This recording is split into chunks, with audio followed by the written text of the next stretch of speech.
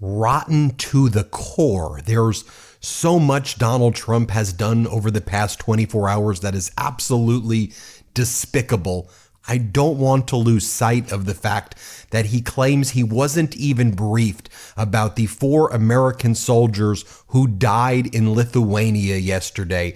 Donald Trump was holding his Oval Office press conference. He was asked, hey, did Pete Hegseth, your Secretary of Defense, brief you on this?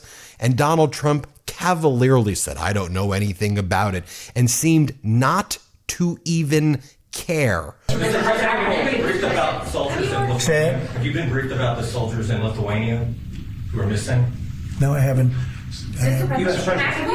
What a despicable response. And what are you doing in the day if you are not even being briefed that 4 American soldiers died? Could you imagine for a moment what this would be like if former President Biden responded that way? Let me brief you, Donald. 4 American soldiers who went missing in Lithuania have died, NATO leader says. NATO Secretary General Mark Rutte said Wednesday that 4 U.S. soldiers who went missing while training in Lithuania have died, but that he did not yet know the details. Maybe, Donald, that's something that you should be paying attention to instead of announcing another round of tariffs, this time tariffing automobiles across the world and crashing our economy. How about you care about our veterans? How about you care about our troops?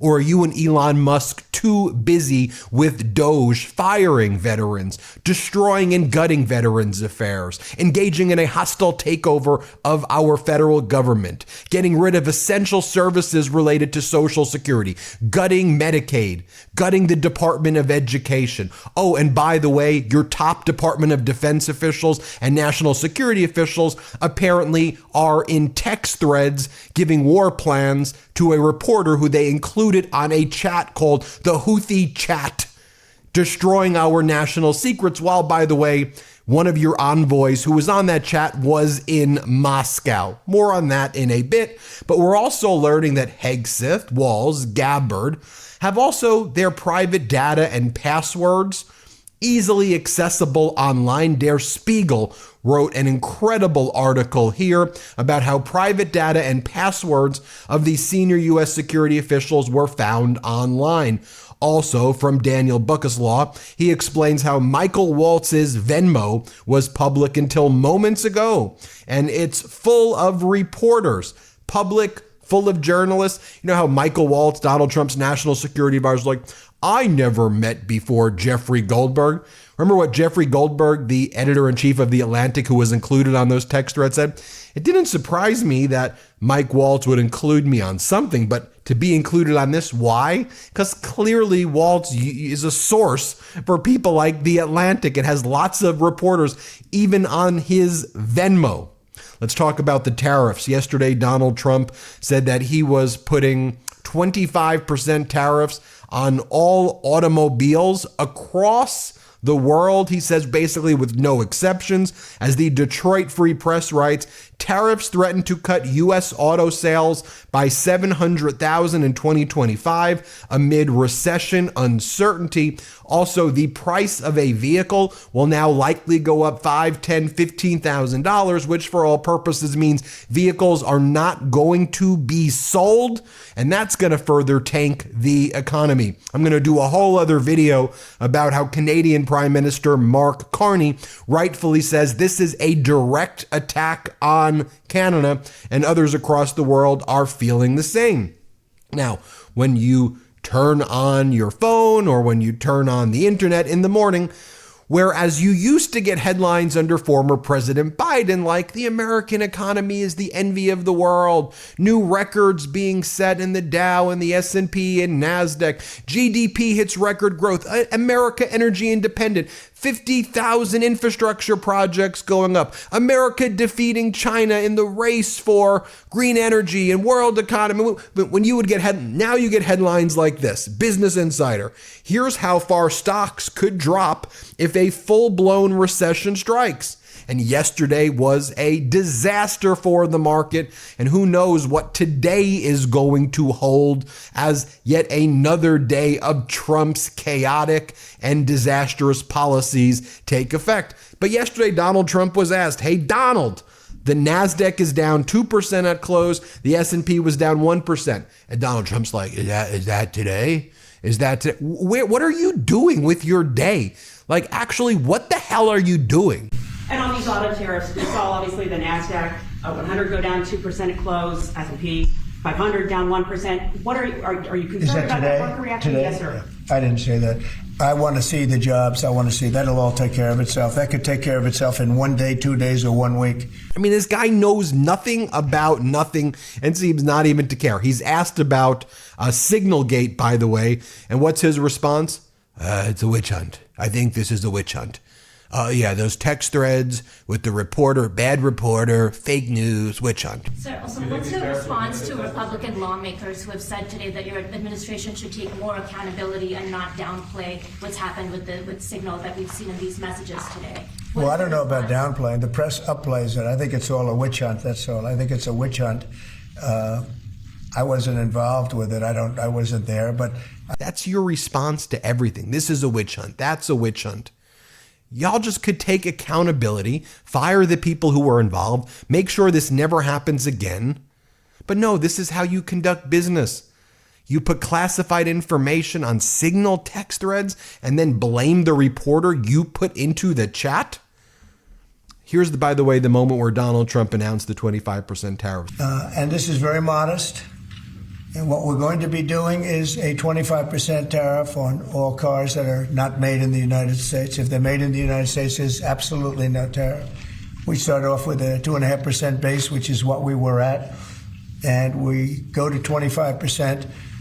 And basically, as you know, and as you've been seeing, not reporting as accurately as it should be reported because it's a massive story.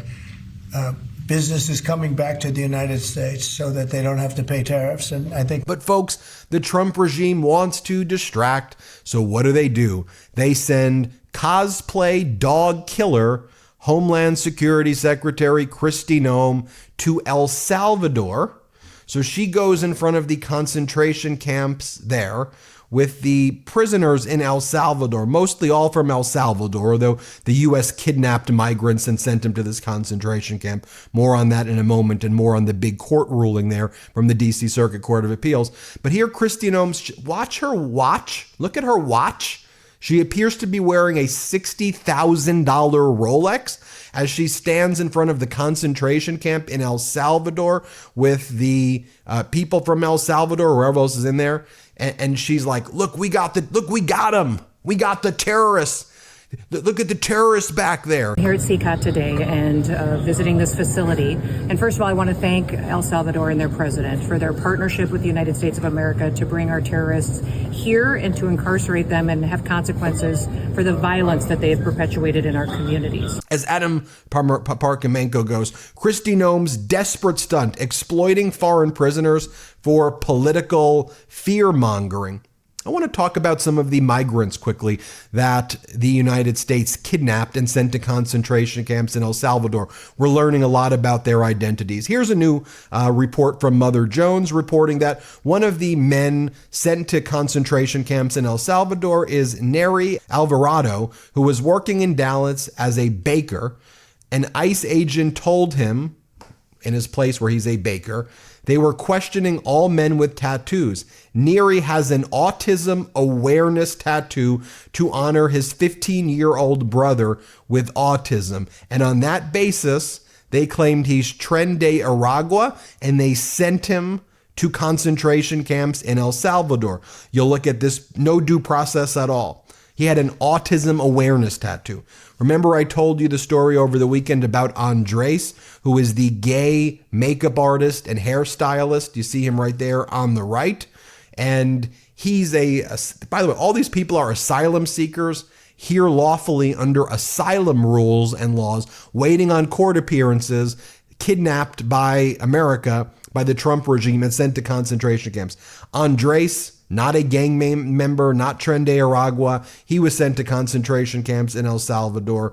We learned the story about the professional soccer player with the Real Madrid tattoo, and ICE said, oh, that makes you Tren de Aragua. He was sent to a concentration camp in El Salvador. No process, was not able to even show evidence that he was not a gang member. He was called an enemy combatant terrorist, never to be heard from again, may die, may rot to death in a freaking prison in El Salvador because of the authoritarian, despicable Trump regime. We've also told you stories about women who were sent to El Salvador, where the El Salvador concentration camps only hold men. Women are not even allowed. So even El Salvador, with its brutal authoritarian regime, they're like, whoa, whoa, whoa.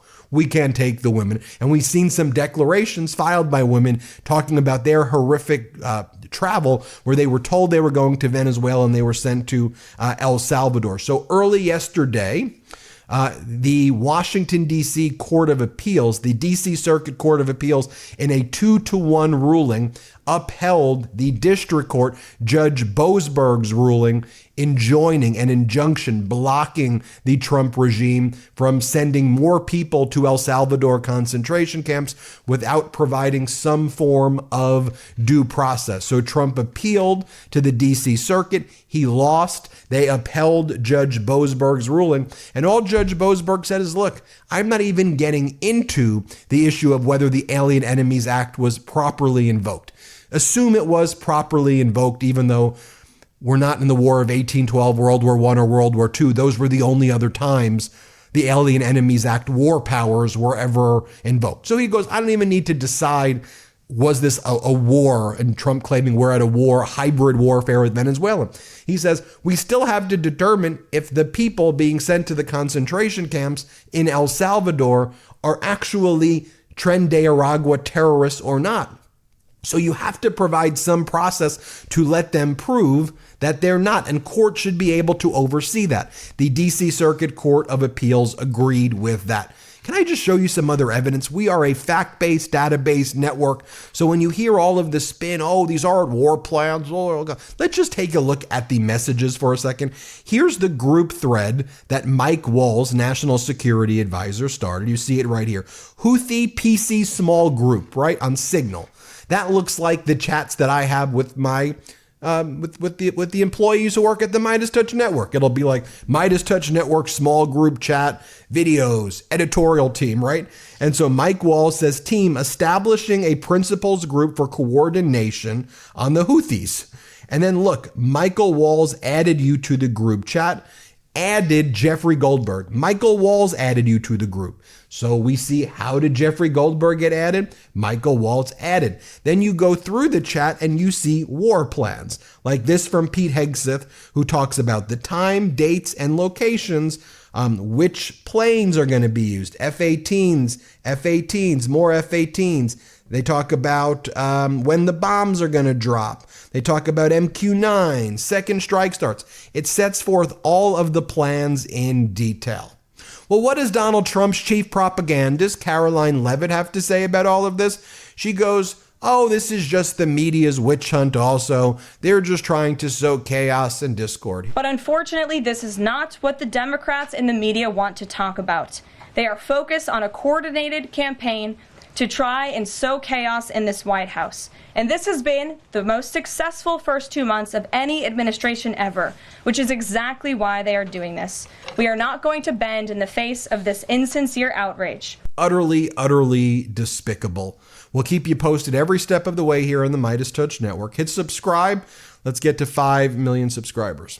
Can't get enough Meidas? Check out the Meidas Plus Substack for ad-free articles, reports, podcasts, daily recaps from Ron Filipkowski, and more. Sign up for free now at MeidasPlus.com.